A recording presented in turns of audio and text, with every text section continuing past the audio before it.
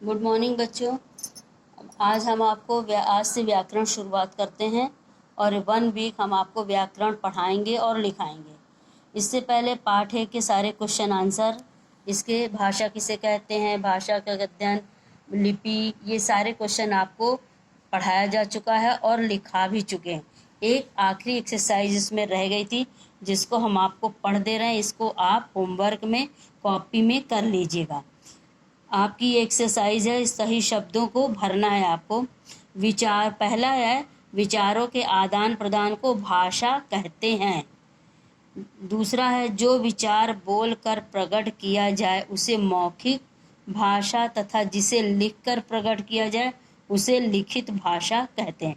Bracket में आपको सांकेतिक, मौखिक और लिखित दिया है, हमने इसको फिलअप कर दिया है, वही आप देख करके होमवर्क में कर लेना। तीसरा है, व्याकरण भाषा को शुद्धता प्रदान करता। वाक्य और व्याकरण भर दिया गया है। भाषा को लिखित रूप देने के लिए निश्चित चिन्ह कहलाते, क्या कहलाते? लिपि। लिपि देवनागरी। मराठी की लिपि कौन सी है? गुरुमुखी दिया हुआ, देवनागरी लिखा है, तो आपको कौन सा भरना है? देवनागरी। ये भर दिया गया, इसकी फोटो हम आपको भेज देंगे, आप इसे अपना होमवर्क में कर लीजिएगा। अब आपका आता है पाठ 2 वर्ण विचार, जिसका शेष भाग हम आपको पढ़ा चुके। हम एक बार आपको और समझा देते हैं कि वर्ण विचार क्या है। वर्ण विचार भाषा की सबसे छोटी से छोटी इकाई को हम कहते हैं, जिसके टुकड़े, खंड उसके नहीं किए जा सकते, उसी को हम वर्ण कहते हैं। जैसे अ, आ, क, प, च, ठ, त आदि। अब है वर्ण के प्रकार। उच्चारण के आधार पर वर्णों को 2 भागों में बांटा गया है, स्वर और व्यंजन। स्वर के बारे में हम आपको पढ़ा चुके, एक बार दोहरा दे रहे हैं फिर से। स्वर जो है, जिन वर्णों के उच्चारण स्वतंत्र रूप से होता है, जिनको बोलने में, उच्चारण करने में हमें बहुत ही आसानी होती है, कोई रुकावट नहीं होती, उसी को हम स्वर कहते हैं। हिंदी में मुख्यतः स्वर 11 होते हैं। अ, आ, ई, उ, ऋषि, ए, ऐ, ओ, औ। अब है आपका, ये तो हो गया स्वर।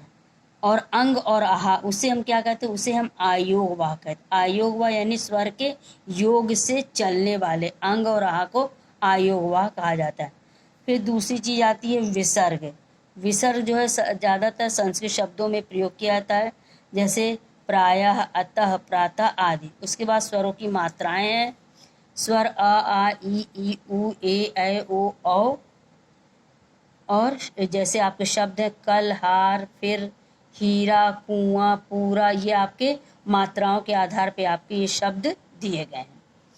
अब है स्वरों के भेद। स्वर के 3 भेद हैं, ह्रस्व स्वर, दीर्घ स्वर, प्लुत स्वर। ह्रस्व स्वर जिन स्वरों के उच्चारण में हमको बहुत ही कम समय लगता है, यह एक ही मात्रा का समय लगता है, उसे हम ह्रस्व स्वर कहते हैं। ह्रस्व माने छोटा भी होता है, जैसे अ, ई, उ, ऋषि।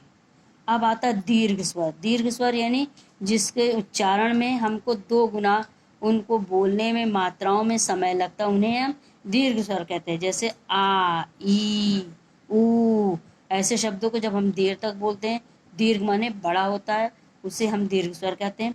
अब आता है प्लुत स्वर, जिसका प्रयोग बहुत ही कम, संस्कृत में ही बस होता है प्रयोग, और वैसे कहीं नहीं होता है। ये दीर्घ स्वर से भी 3 गुना इसका मात्रा में प्रयोग लगता है। इसका प्रयोग संस्कृत के अतिरिक्त कहीं नहीं होता है। ये 3 संख्या द्वारा दर्शाया जाता है, जैसे ओम। यहाँ तक हम आपको पिछली बार पढ़ा चुके थे। अब आज हमने आपको दोहरा दिया, क्योंकि आज से इस वीक हम आपको व्याकरण ही पढ़ाएंगे, शेष भाग में कल आपको पढ़ाएंगे।